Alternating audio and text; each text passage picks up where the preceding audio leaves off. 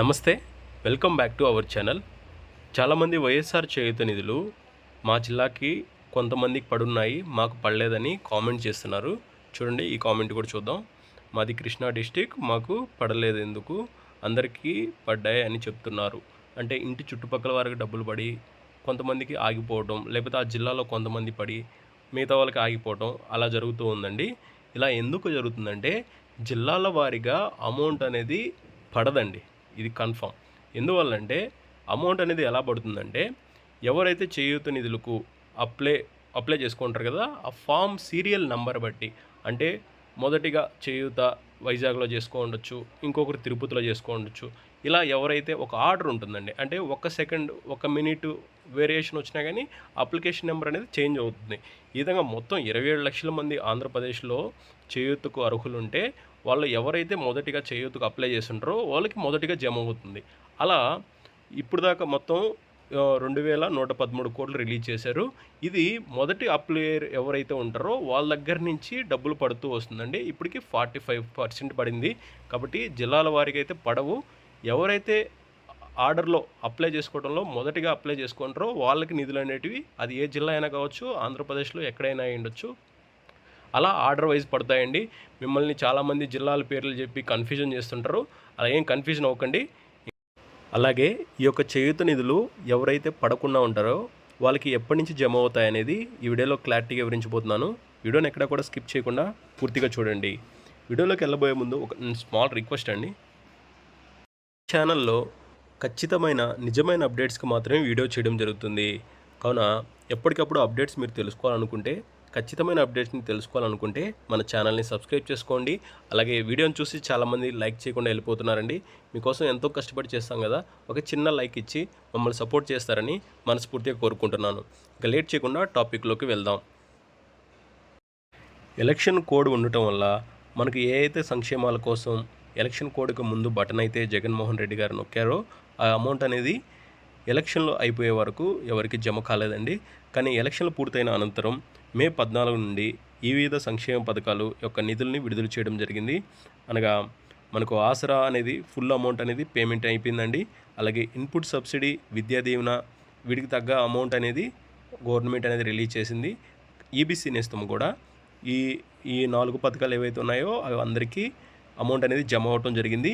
అలాగే ఏదైతే పెద్ద అమౌంట్లో వైఎస్ఆర్ చేయూత ఉందో దాదాపు 27 లక్షల మందికి ఈ యొక్క సంక్షేమం అందాల్సి ఉంది.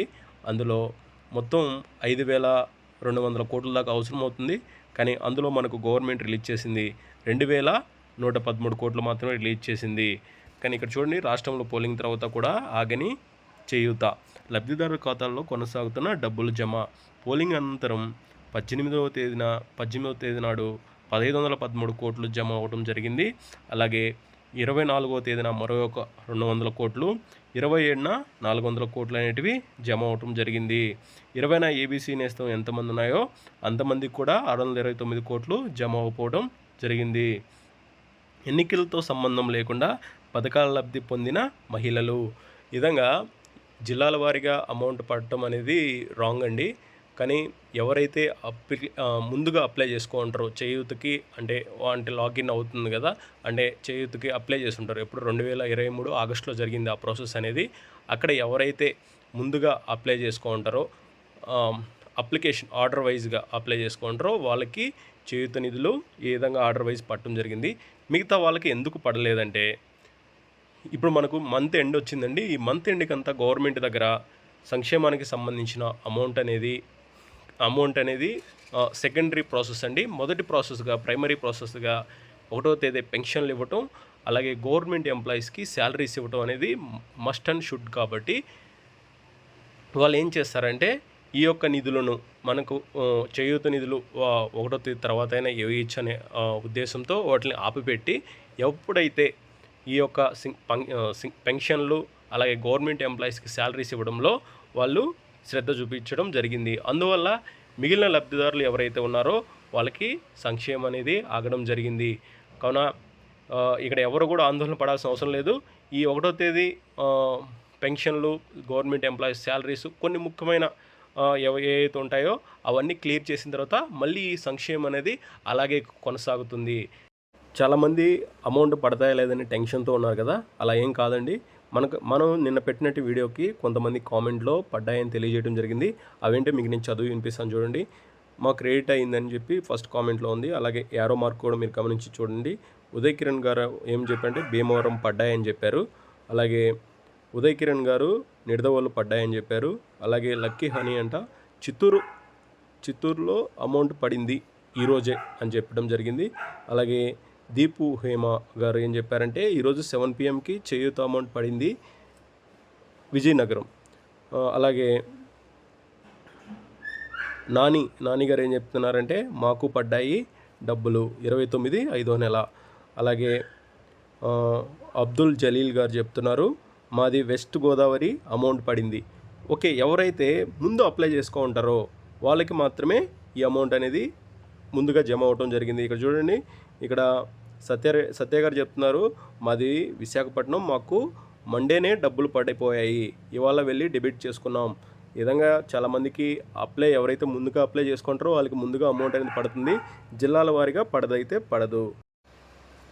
నేను మీకు ఒక లబ్ధిదారు వివరాలు చూపిస్తానండి. ఇక్కడ చూడండి, తిరుపతి డిస్టిక్ నుంచి పెంచలమ్మ గారిది వైఎస్ఆర్ చేయూత 24-25 ఇయర్ సెలెక్ట్ చేశారు. తనకి స్టేటస్ చూడండి సక్సెస్ఫుల్ అని చెప్పి 18వ తారీఖు 18/5/2024 క్రెడిట్ అవ్వడం జరిగింది. అంటే మనకు 18వ తారీఖు 1500 కోట్ల దాకా రిలీజ్ చేశారు కదా, ఆ ఫస్ట్ రిలీజ్ చేసినప్పుడే తినే అకౌంట్లో 18వ తారీఖు జమ అవ్వడం జరిగింది. ఏ బ్యాంక్కి? సప్తగిరి గ్రామీణ బ్యాంక్కి సక్సెస్ఫుల్ అని వచ్చింది. మీరు ఇంకో విషయం గమనించండి, ఇక్కడ 24-25 సెలెక్ట్ చేసుకుంటే మీకు ఈ పేమెంట్ డీటెయిల్స్ వస్తాయండి, పేమెంట్ డీటెయిల్స్. అలాగే మీరు 23-24 కానీ సెలెక్ట్ చేశారంటే మీకు అప్లికేషన్ డీటెయిల్స్ అనేవి వస్తాయి.